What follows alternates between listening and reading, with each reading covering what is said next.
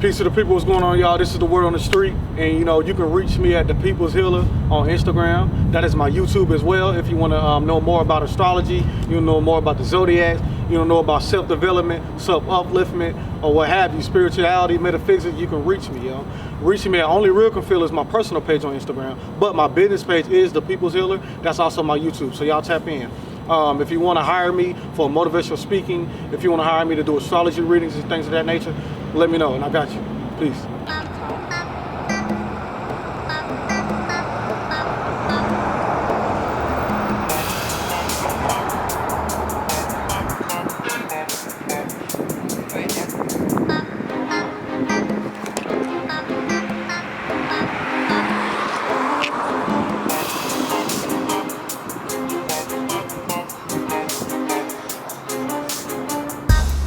So today on The Word of the Street, we're meeting up with the People's Healer. And I chose this location just because of this Masonic statue. As you can see, this is supposed to be Alexander Graham Bell. You can see the telephone in his hand. But this statue represents more than just, the communications of people. If you notice that you have two men, one is instructing the other is the laborer. If you notice his tool belt, he has the tools that represents the working man, and the guy behind him represents Alexander Graham Bell, who represents the thinking man, kind of like Pinky and the Brain. But the significance of the statue is what I want you to pay close attention to. You have the continent of Africa, then Europe and Asia here. But notice that the world is being pulled in a certain direction, and it's being pulled in the direction from the side of America. All right, people, welcome back to Word on the Street. Today we are here with the People's Healer. He got some real good information to bring to the people today. We'd like to welcome him to the channel. He is well versed in astrology and what do you call it when you the signs and symbols? The zodiac. Zodiac. I had a brain freeze there. And today we chose this location just for the fact that that Masonic symbol in the background is a symbol of the thinking man and the working man, kind of like the Pinky and the Brain. And they're pulling the world in a direction. If you notice the continent in the back, Africa is the main continent that is being pulled in the direction of America, basically from the west to the east. With that being said, the People's Healer, anything you want to lead off with? Peace to the people, what's going on, y'all? It's your boy, The People's Healer. As you see, I'm here, behind this Masonic sculpture right here. What I get from this is basically how 10% of the population of the world controls the rest of the 90%. See what I mean? Like, because Africa is being pulled towards America, which means that Africa has all the natural resources in its lands and everything pulled from Africa. See what I mean? So this kind of what this represents to me, world control. That's like the, the new world order or one world, in so much shape or form, because it's like, hey, how does 10% rule over the 90%? That means the 90% is in a state of deception. You know what I mean? Like, that's the only way that the 10% can rule over the 90%. And it's like a pull, you know what I'm saying? And it's more so in the spiritual perspective as well, how slavery itself was more so of a personality transformation, more so than physical slavery. Like, we was in chains, we was in bondage and stuff like that. But it was so much deeper than that, you know what I mean? You took a people away from their spirituality. You took a people away from the way they live in, their culture, the way they eat, the way they think, the way they do everything, you know what I mean? The way they wake up and be themselves. You took that away, you know what I mean? So that's the only way that you can control a certain amount of people. because it's crazy how the people on the continent of Africa, you know, well, what they care to show us in America is like, oh, poor, you know, all that, which is not even true, but that's what they want to show. They want to show how Africa, the Africans in Africa are quote unquote poor. Well, how is that the case when that's like the richest land? Like, just think about it. This is the richest land, and you got poor people, and you you see America as a quote unquote rich country. How is that? That means the people that's on the land in Africa are in a state of deception. They're living backwards. Like you said, the working man, working for somebody else. You see what I'm saying? Instead of working for yourself and for your people, you decide to work for somebody else and for their best interest, aka Africans in America.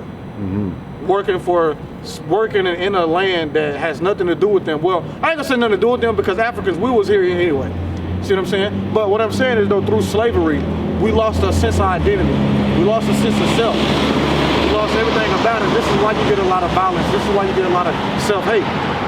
This is engineered, it was structured in a way. See what I'm saying? Just like the pool right here. You know? You take, what's my favorite quote? The wealth is not in the land, the wealth is in the mind, right? That's it right there, you know what I mean? The wealth is in the mind of a man, not in his land. Obviously, if you got Africans, even in America, that's quote unquote poor, when Africa is the fucking richest continent. Like, how does that come about? You see what I'm saying?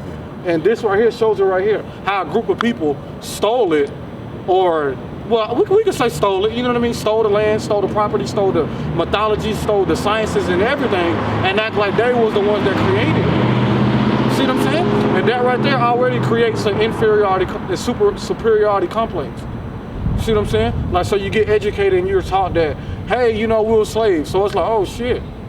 So my ancestors were slaves, that automatically creates something in your mind. You know what I mean? So you're like, damn, I really don't even want to be black. I really don't want to be myself. I'd rather be like something else.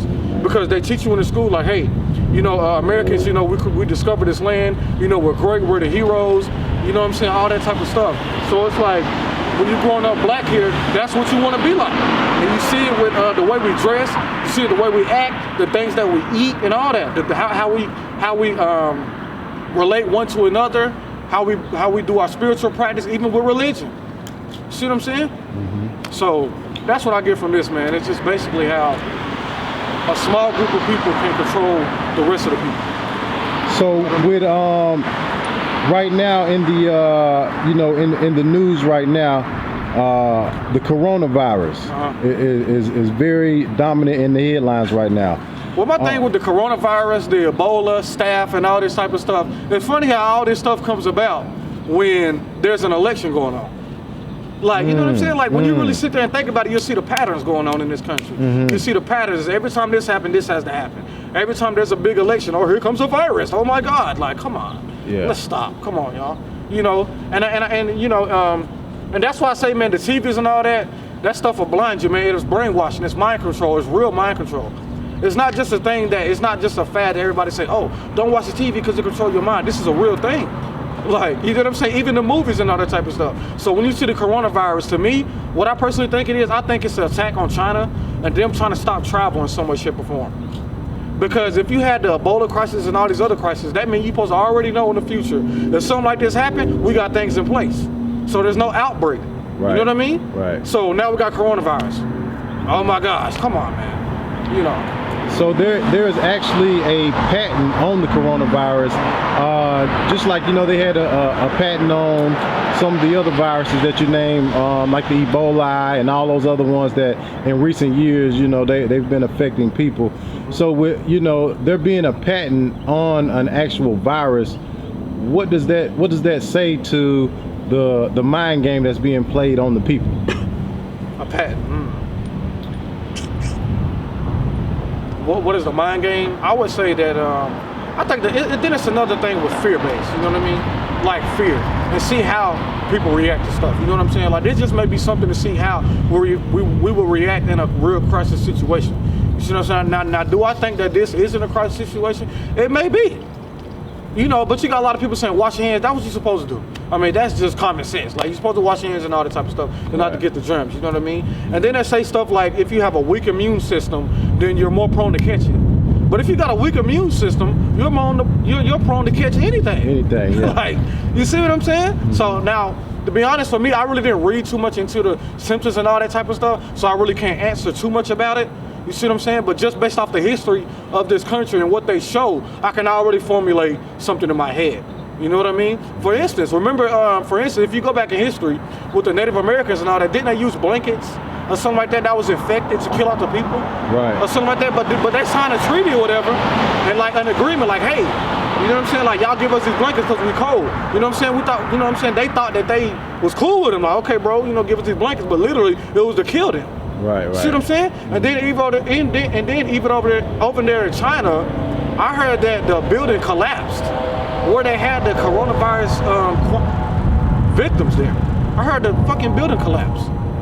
Like, what? Like, come on. Like, you know what I'm saying? The only thing I can say is this, man.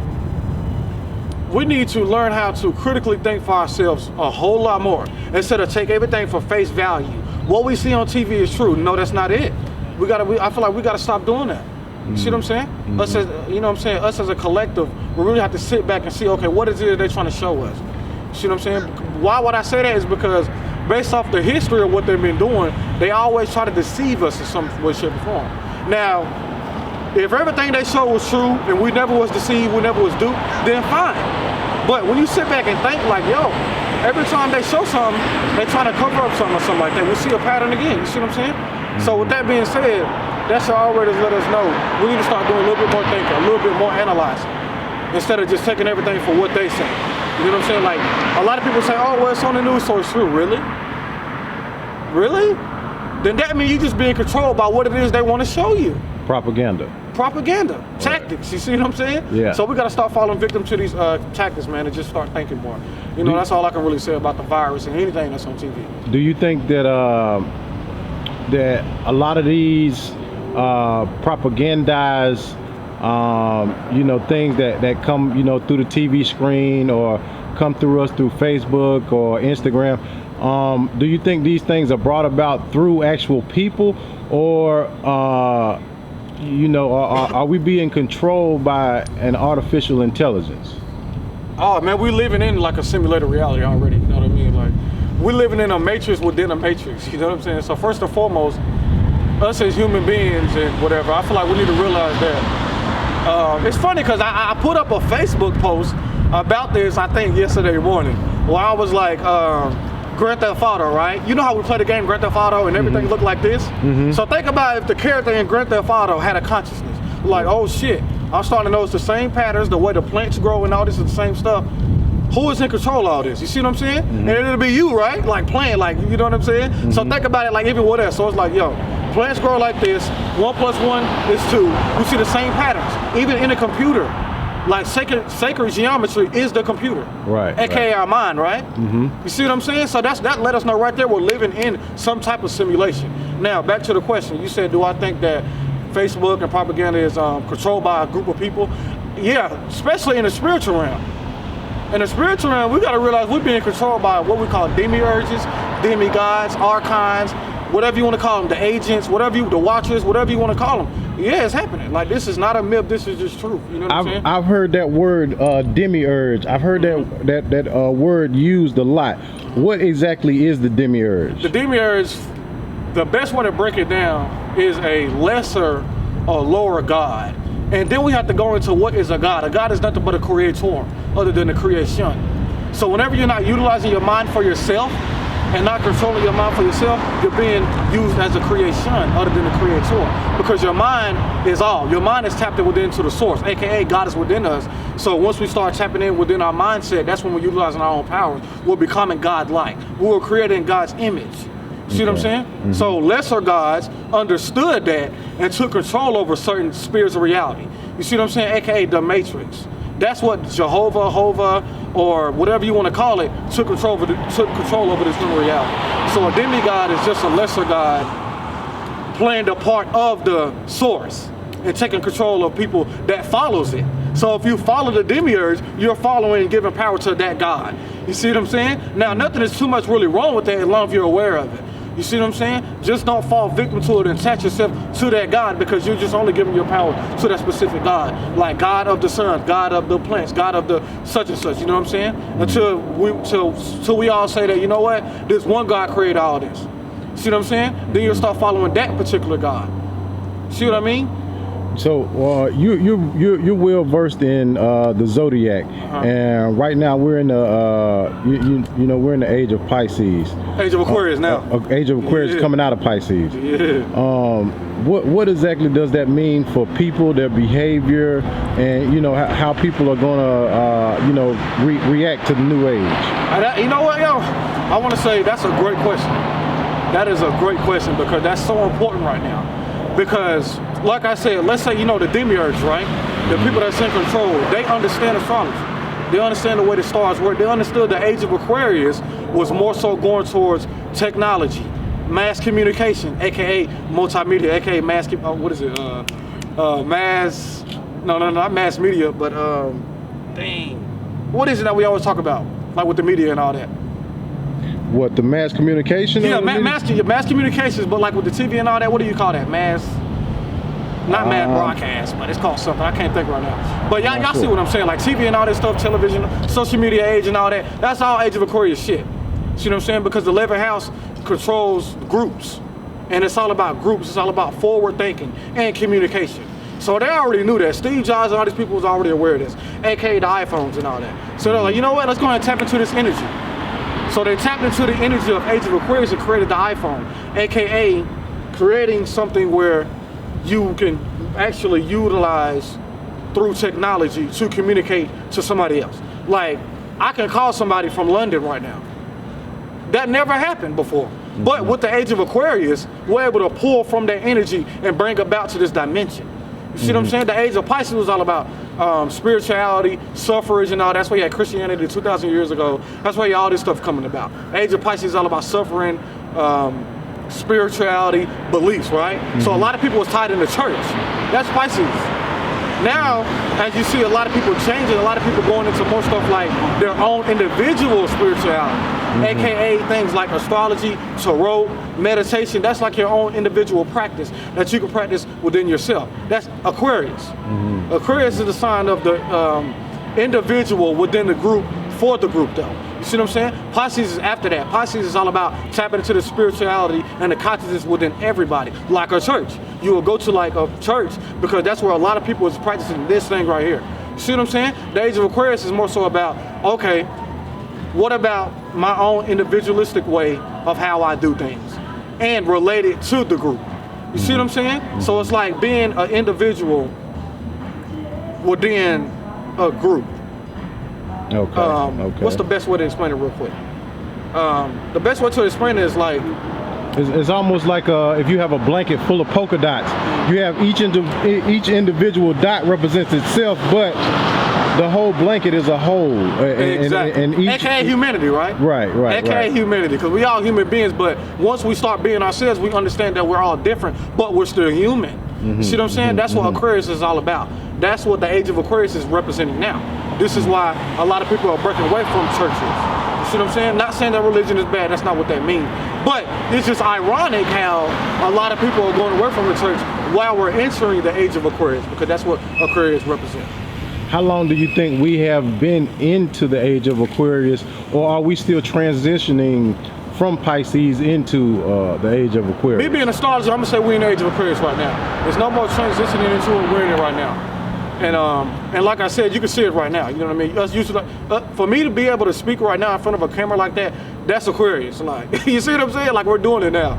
You feel me? Like, so I can say we're in it right now. You know what I mean? Now, based off the years, I think it was in the 1980s or 90s. But you know what? I'm gonna say the year 2000. I'm gonna say the year 2000 was the cutoff year from a Pisces to Aquarius.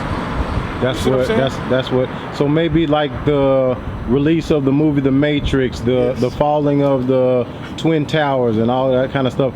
That was like the signal point for one age ending and another age beginning. Yeah, we can say that. Yeah, I mean, you know what I'm saying? Like, yeah, we can say that. You know what I mean? We can say that. So yeah, that's a good answer. One thing I wanted to ask you, we were talking about earlier, when I know a lot of people they like to speak about astrology and things of that nature. You know, the moon has been seemed like it's been full for the last 3 nights. What is you know, when people say the moon is in retrograde, what exactly does that mean? Well, Mercury is in retrograde right now. It's funny because this is the last day of Mercury retrograde, so everybody can breathe now, right? But retrograde, I want to break down retrograde. A retrograde is not bad. Retrograde is really the perfect thing that can happen to you, because think about the animals. Don't animals go in hibernation? Mm-hmm. Plants do it. Us as humans, we do it. So as above, so below. Plants do the same thing. So a Mercury going in retrograde, that's now Mercury. Let me break this down real quick. Mercury is just the way we think and the way we analyze, the way we communicate to each other, right? That's what we pull from. That's what that planet gives us here on Earth. See what I'm saying? So with that being said, since Mercury was in retrograde, that just only means that the way we would communicate, the way we would think is past tense. Because it's a retrograde, it's a period of moving backwards. So the way we think and communicate is kind of going backwards in a sense. This is good because this gives us a time to rest our brains. This gives us a time to slow it down. You see what I'm saying? Slow down and realize what you're thinking about. See what I'm saying? A lot of people don't do that. A lot of people just think about it, we just do it, right? We just act out of spite, just do things. But Mercury retrograde teaches us to slow down. Think about what it is you're thinking about. Look at the details, because that's what Mercury is about. Mercury is all about details, it's things like that. Communicate, analyzing, sorting things out. That's planet Mercury. You feel me? Okay. So when it's slowed down, that means we need to act accordingly. This is why a lot of wrecks happen, because a lot of people are still in the energy of just going and going and going and not slowing down. Boom, you hit somebody in the back. Right, you feel what I'm saying? So a lot of people that's tapped into the spirituality, people that know about astrology, they understand this is why in the past they will look what happened in their life and say, oh my goodness, Mercury was in retrograde at that time. This is what I was doing, this is how I was reacting. You see what I'm saying? And it was another question you asked. You asked about just the retrograde of the moon. What exactly was that? Well, the moon doesn't go in retrograde, but there's a full moon, like you said. The full moon is in Virgo tomorrow, March 9th, tomorrow. It'll be the real full moon. Now, a full moon just means, let me explain the moon first. The moon in astrology represents our feelings and our emotions and the way we react and respond to things, right? So with that being said, when the moon is full, our emotions is to the extreme.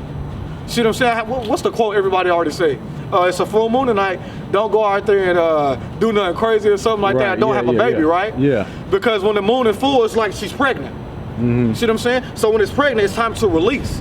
AKA release these feelings and extreme emotions now. When there's a new moon, it's the total opposite. It's like a new moon, a new movie. It's time to create and manifest things, right? So when the full moon get here, we're able to see our manifestations. So tonight and tomorrow, we're able to see what we manifested during the new moon. See what I'm saying? But if it wasn't for astrology and metaphysics, we wouldn't even be aware of that. And astrology been around since thousands of years. They even got it in the temples in Egypt. They got astrology in the temples, the earliest, I think it's like 150 BC, I can't remember the exact date. But this just goes to show you that astrology's been around, you know what I mean? This is not new, you know what I mean? It's only new if you don't know history. So does the astrology, the retrograde of Mercury, the feelings that we obtain for the moon, how does that tie into the black man, the black woman, and the hatred that they have for each other?